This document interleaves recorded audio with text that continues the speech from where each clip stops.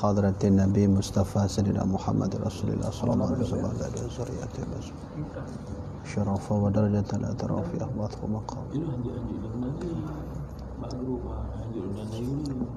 Halamannya halaman 18. Boleh khusalli hadhihi al-maqwara.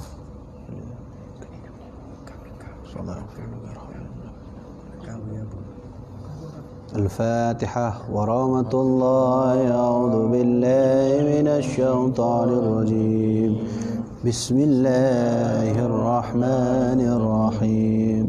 الحمد لله رب العالمين الرحمن الرحيم مالك يوم الدين إياك نعبد وإياك نستعين اهدنا الصراط المستقيم صراط الذين أنعمت عليهم غير المغضوب عليهم ولا الضالين آمين.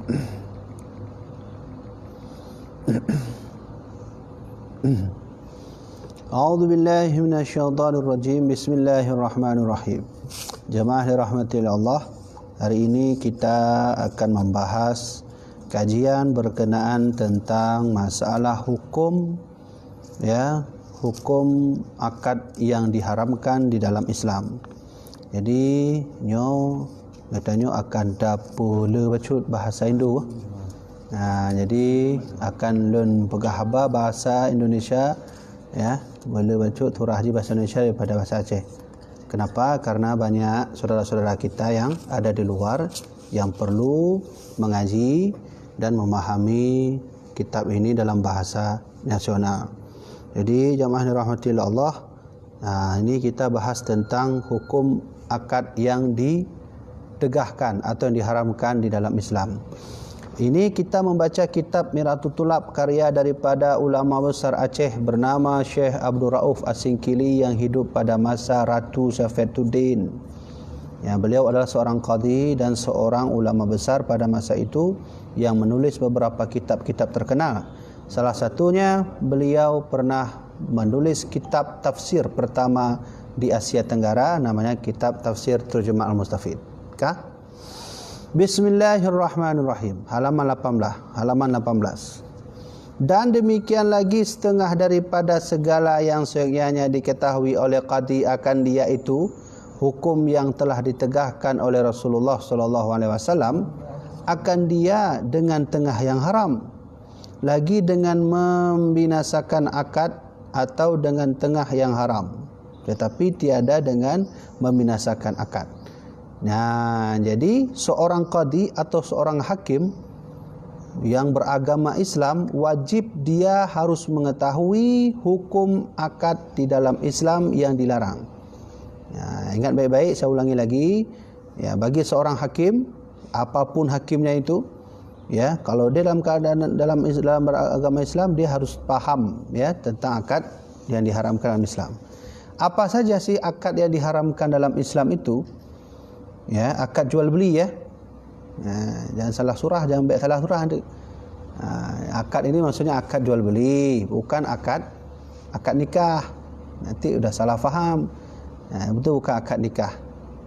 Adapun segala yang ditegahkan oleh Rasulullah SAW akan dia dengan tegah yang haram, lagi dengan membinasakan akad itu, maka yaitu daripada upah binatang jantan yang menjantani binatang betina dan daripada harga maninya, itu tidak sah jual beli.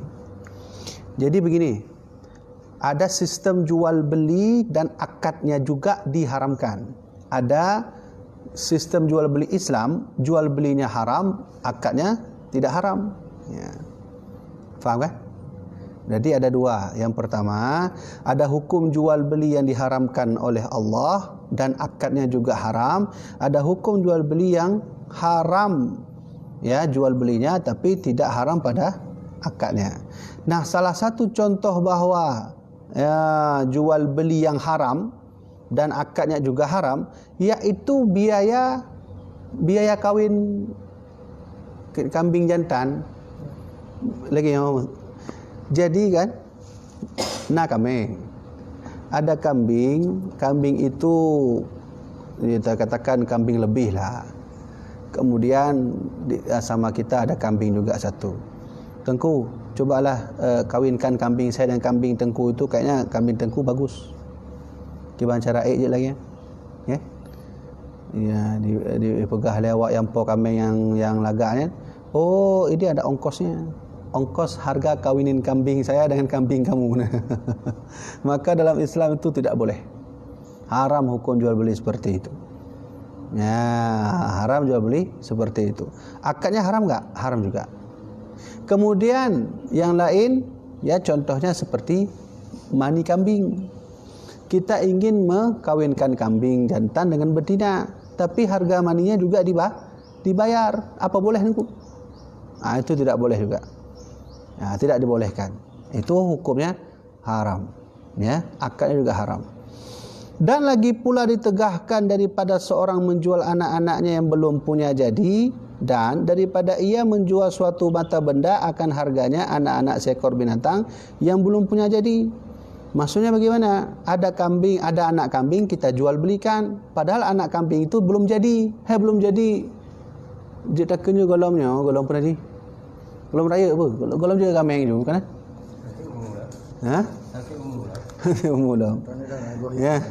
Jadi baru lahirlah kambing baru lahir sudah dijual belikan. Itu tak boleh. Kenapa tak boleh? Ya karena belum jadi kambing. Gimana mau jual beli kambing belum jadi? Maka hukum jual beli kambing yang belum jadi itu haram. Akadnya haram enggak? Haram juga. Kan? Sudah. Dan lagi pula ditegahkan daripada seorang menjual anak binatang yang lagi dalam perut indungnya atau yang lagi dalam punggung binatang jantan. Itu tak boleh juga. Tak boleh hukumnya. Ini kambing ini punya siapa? Ini besar sekali ini, udah mau hamil nih. Udah mau melahirkan. Punya siapa? Oh, punya abang itu. Saya beli anaknya dalam. Saya mau beli anaknya yang ada di dalam. Sah enggak jual beli anak dalam itu? Tidak sah. Itu hukumnya haram. Tak boleh. Ya, haram hukumnya dan juga haram akadnya. Begitu ya. Dan lagi pula ditegahkan daripada mula masah. Apa itu mula masah? Yaitu seperti kata seseorang yang menjual suatu benda, mata benda dengan syarat apabila ku jabatlah mata benda itu, maka kujuallah ia akan dikau. Padahal dikepanyalah dengan jawabannya itu akan ijab kabul. Ya, ada seseorang berkata, ya dia ingin menjual satu mata benda, tapi ada syaratnya. Apa syaratnya? Apabila aku jabatlah mata benda itu, maka kujuallah ia akan dikau. Itu tak boleh juga. Ini barang. Barang belum ada apa-apa. Jual beli barang ini. Tongkalan barang yang lagi yo. Nih, yang paling sering terjadi di tempat kita. Hati-hati itu. Itu haram jual beli. Ini lagi yo. Ada yang model barang, sentuh bayar. Ya. Yang buka bayar. Ya. Sentuh bayar. Kalau ada model jual beli seperti itu, sentuh bayar, itu hati-hati. Bisa hukumnya haram, tak sah jual beli. Tapi kan tidak semuanya yang kalau sentuh itu haram. Bagaimana maksudnya Tengku? Tadi Tengku bilang sentuh itu haram, sentuh barang yang langsung jual beli itu haram. Karena kue bolu, ada kue bolu yang memang dihias, coklatnya di atas, kemudian toppingnya kan, itu kalau disentuh bayar wajar. Hakiban mahana dah sentuh lagi macam karelo hatago. Itu boleh. Tapi ada status barang yang kalau dipegang saja langsung bayar, itu tidak sah. Itu haram hukumnya. Maka jual beli seperti itu disebut dengan mula masah. Dah faham kan? Mula masah. Apa itu mula masah? Jual beli yang ada syaratnya, yaitu syaratnya kalau dipegang bayar. Mula masah. Ya. Sudah. Dah. Alhamdulillah kan dapat ilmu kita hari ini, ilmu mula masah namanya. Jual beli mula masah berarti jual beli yang ada syaratnya kalau dipegang itu bayar, otomatis terbayar. Itu tak boleh. Demikianlah yang dijelaskan di dalam kitab Abu Syekh Kuala. Ini ibarat kita mengaji dengan ulama besar kita langsung, iaitu Abu Syekh Kuala. Abu Syekh Kuala yang soleh itu adalah ulama tafsir pertama Asia Tenggara. Sebelum muncul Quraisy Shihab, sebelum muncul yang lain, ulama tafsir pertama di Asia Tenggara yang hidup pada abad ke-16, 17, 16, iaitu beliau bernama Abu Syekh Kuala.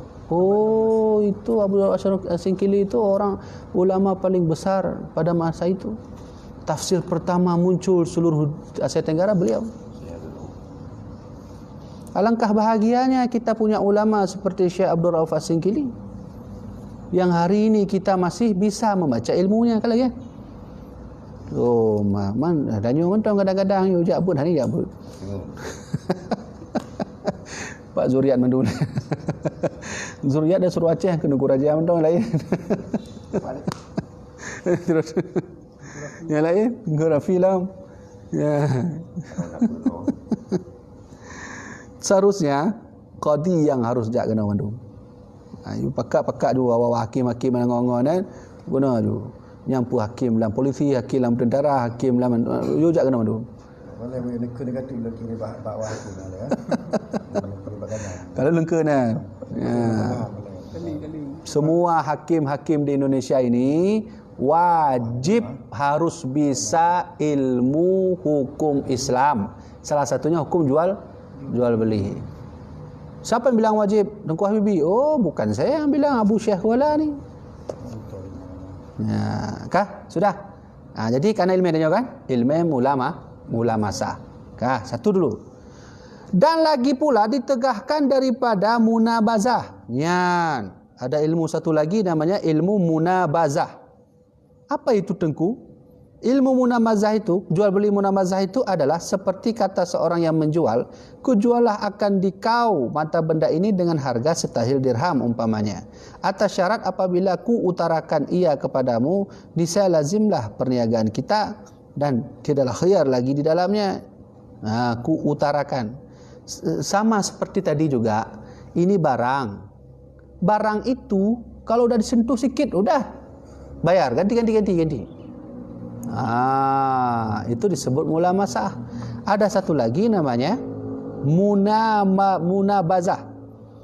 Munabazah itu hampir begitu juga. Tapi ada syarat juga. Apa syaratnya? Syaratnya adalah apabila ku utarakan ia kepadamu, niscaya lazimlah perniagaan kita. Utarakan itu apabila ku arahkan ini, sudah diarahkan begini, berarti kita dua-duanya sudah wajib jual beli. Jadi kata pembeli, oh mas saya enggak ada rencana, saya mau lihat aja. Ini utarakan, ambil. Ada kan? Nah, mudah lagi kan? Karena yang mudah tanya jauh pekan, bang belilah bang. Ini harganya 20, beli aja bang, apa ambil terus dipaksa. Kah? Waktu sudah dipegang, dipegang. Udah bang dah pegang tu, bayar. Oh mas saya belum lihat saya. Bayar. Itu munabazah namanya. Tak ada baik khiyar lagi. Diutarakan maksudnya diarahkan begini, kita ambil, bayar bang, bayar. Itu munabazah. Hukum jual beli seperti itu haram, tak boleh. Kecuali ada khiyarnya. Khiyar lain. Abang udah pegang ya? Ya pegang. Okey, ayo kita khiyar. Khiyar itu artinya memilih. Oh ini ada lagi tak lain? Ada. Ambil. Coba lihat mana yang ini namanya khiyar. Boleh pegang tapi khiyar boleh. Itu boleh. Itu boleh hukumnya. Itu munabazah namanya. Alhamdulillah. Ya. Kah? Sudah. Apa tu kah? Ada pertanyaan? Yang ke ubenya le truk kena le apa? Karena menyota baca alam yang paragraf itu sampai halaman ke-16. Baik, kita ambil kesimpulannya. Apa kesimpulan kita ngaji singkat pada pagi yang berbahagia ini? Bahawa dalam hukum Islam, seperti mana yang dikatakan oleh ulama besar Aceh bernama Syekh Abdul Rauf Singkili, ternyata dalam hukum akad jual beli ada yang diharamkan. iaitu haram jual belinya. Ya, salah satunya adalah jual beli mulamasah dan jual beli munabazah. Jadi mulamasah itu sudah kita jelaskan, munabazah sudah kita jelaskan tadi. Baik, ada pertanyaan?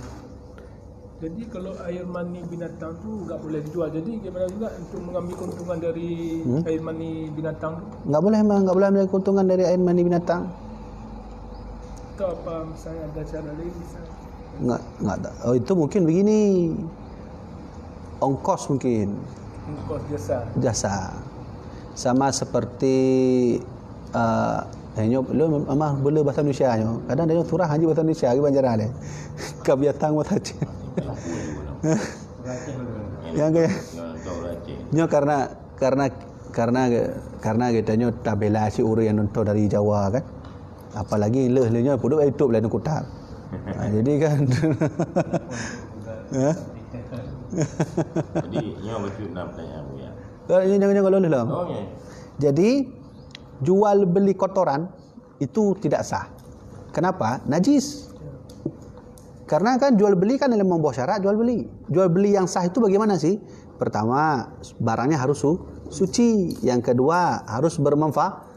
Yang ketiga, ada ijab kabul. Yang keempat, ada si pembeli, ada si penjual. Yang kelima, harganya ditentukan tunai.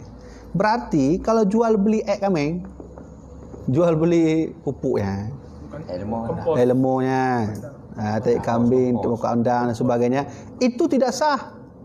Mana ini sudah banyak terjadi orang jual beli. Oh, itu boleh apabila dipindahkan akad. Bang, saya mau beli kotoran ini, bukan saya beli kotoran ini, tapi saya mau kasih uang ini karena abang udah kumpulkan kotoran. Berarti kita beli jasa. Begitu juga mandi tadi. Itu tak masalah ya. Nah, boleh hukumnya kah? Pulang Kutar. Ada? Bagaimana pertanyaan di warga kita yang ada di Pertanyaan lu ni Bu yang ya. Pernah dengar orang yang cok mani gajah. Ya. Mani gajah ubat atau segala macam. Ya. Ubat ni kan ubat dalam kata mudarat, ubat raya bak dunia gitu. Yang kiban hukum ni burung cok mani gajah. Kemudian hukum lau, kiban hukum yang bublau dan kiban hukum yang lau. Jadi yang sama lagi orang bayar ongkos. Mani boleh-boleh saja dikumpulkan, tapi jangan jual beli mani, tapi jual beli ongkosnya, tak bayar tak cok ajasa. Dorang kalau kakak kumpulnya kakak dan kulon yang ke jangan lupa pay macam kajut kacok pay nyo jasa orang belum. Ijab ni mana? Lain cara. Ini itu boleh hukumnya. Tak masalah kita beli jasa orang. Berarti sama lagi orang kublo tanah kotoran kambing lemuk. Yang kau mikun. Ya. Kau sepat. Ya. Kan kublonya Ya. ya. Je boleh hukumnya. Ini dikonsumsi masyarakat. Tu pupuk. Kan yang mani gajah je konsumsi ya. Haram konsumsi ya. Konsumsi mani gajahnya konsumsi si paju apa ya? Oh, mani najis kan? Eh? Mani binatang najis kan? Haram. Orang yang konsumsi memang hidungnya untuk konsumsi. Bermeli dia. Ya. Bermeli. Mazhab Hanafi hukumnya haram mani itu, kecuali mani para nabi. Hanafi. Kalau Syafi'i haram bagi binatang yang haram, suci bagi binatang yang suci. Berarti gajahnya kan jadi tak mamat kan boleh terpegang kan? Itu berarti suci. Mazhab Syafi'iyah. Kalau Hanafi mandung jo mani dia kotoran. Tak suci kecuali mani para nabi dan orang-orang soleh. Hanafi ya. Ini dah cocok Syafi'i. Punya mani orang. Ya? Punya mani orang. Yang ke kita kan suci ya. Manusia kan suci. Jadi suci. Yang najis, mazi dan wadi. Kadang-kadang mana suci tidak senang, tapi hana suci berarti konsumsi kadang. Kena cik konsumsi tanya. Jadi hukum Islam munyo dasarnya memang ka sucinya hon matan damai tak suci. Tapi munyo haram pu tak punuk ase kan haram. Kulit bu kan haram. Tak cok kulit bu tak duduk yang tam-tam. Tetap cerita haram je. Tak pergi yang tam-tam. Nak suci kan nak Anak berlaku hukum sama. Begitu juga. Ini pertanyaan dari media sosial ya. Kita. Dari Tunku Bustami Husaini. Assalamualaikum Abuya. Bagaimana hukumnya minum kopi luwak? Kopi yang sudah menjadi kotoran musang. Bukan kopi yang sudah menjadi kotoran musang, kopi yang sudah bercampur dengan kotoran musang. Jadi kopi luwak itu boleh diminum. Kenapa? Karena dasarnya kan kopi. Pajuh le musang. Wate itu bit le musangnya kan tetap mantona kopi dalamnya. Kulit mentau yang kena kotoran. Maka tak boleh. Dan benda ilmu orang yang kopi kopian. Ya, baik untuk lagi yang contoh je ke. Ibu campur ju ngon ada yang kadeloh Ada 1 biji kopi, 2 biji kopi yang udah hancur. Yang udah hancur tu dah kamu cawa ngon Ibu cawa ju ngon ji. Ya, itu yang harus punya ilmu juga yang kumpul-kumpulkan kopi luwak. Nanti hanya kena najis berat tambah itu bit dari dua jalan. Sucikanlah. Ya, itu sucikan. Lagi jarum menyota pajuh. Contoh, kalau kita makan biji kopi, ube-ube ju pajuh ju tak ju. Kai itu bit ni. Waktu itu bit, waktu keluar tetap masih ada kopinya. Maka yang najis tu yang mana? Najis tu kotoran yang ada di sekeliling kopi. Zat daripada kopi tetap suci. Jadi disebut dengan ada zati, ada aini, ada sifati. Itu masuk ke dalam bab fikih. Itu boleh dalam Islam boleh yang baik macam jampu, pajuh kamu jampunya ka reloh mandum ka yang hancur mandum dan tajib junya hancur dan. Baik. Nalong, mana? Tok mana dia? Nyo yang tanya mula makanan mbak non muslim. Ya. Yang iban dan becutnya ni luar ni ragu itu. Ada konten cara kerja game tu contoh. Apa juti? Walaupun kita orang cik tu, cik hana orang tanya bila tu orang cik. Hana orang Islam ya.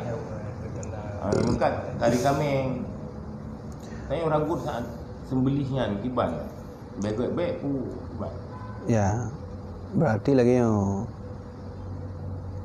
munyo ragu, ternyata kita ikut jumpa lagi Rasulullah. Da' ma yaribuka ila ma la yaribuka. Tinggalkanlah sesuatu yang membuat kamu ragu kepada yang tidak membuat kamu ragu. Kak beres ju. Oh, malu ragu dengku. Saya ragu jual mau beli kambing sama orang Cina. Kak munyo ragu hanya kakak tinggal mentang. Beres kan? Ada masalah. Tapi bagaimana hukum jual beli dengan orang kafir? Boleh-boleh saja. Karena Nabi pernah meminjam barang sama orang Yahudi. Ini ada pertanyaan lagi ni. Dari bulan Didik. Ranji kalah ditawar harga, tapi orang tawar hana jadi gecok paki banggure. Ditawar harga. Tapi orang tawar hana jadi gecok. Iya, itu khiyar namanya. Kalau kita sudah ambil satu barang, kita mau beli, itu disebut khiyar. Sampai kapan batasnya? Sampai 3 hari. Atau ditanya dulu, bang jadi beli atau tidak. Itu jual yang bertempo atau disebut dengan muajjal, jual yang bertempo namanya, berwaktu tanya yang jelas-jelas. Ya, boleh saja. Kah ana lain kau rehat. Boleh. Nyan kita ngerti ulang. Kajian nampak iklan macam nungkutar. Yang rencana yang lo jadi bunyi. Kamu Padung sabo ya. Ler tu mamplu lebih kitab ngerti ulang. Kalau diterjemahkan dalam bahasa Melayu, bahasa isyarat Melayu. Tadi duk anu niat dia baca. Kajian kitab baik tu bona. Kemudian tu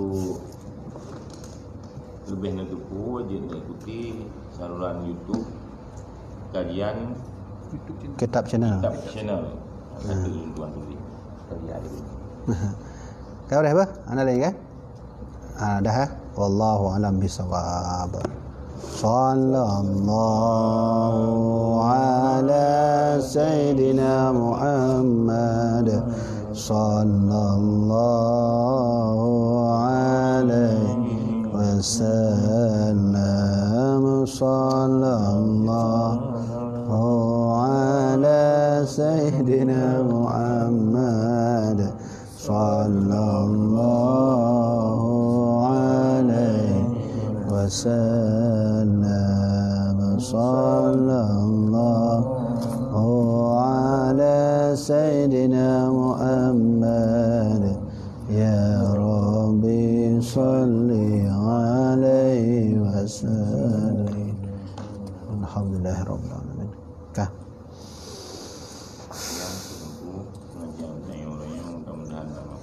Nyawa kan?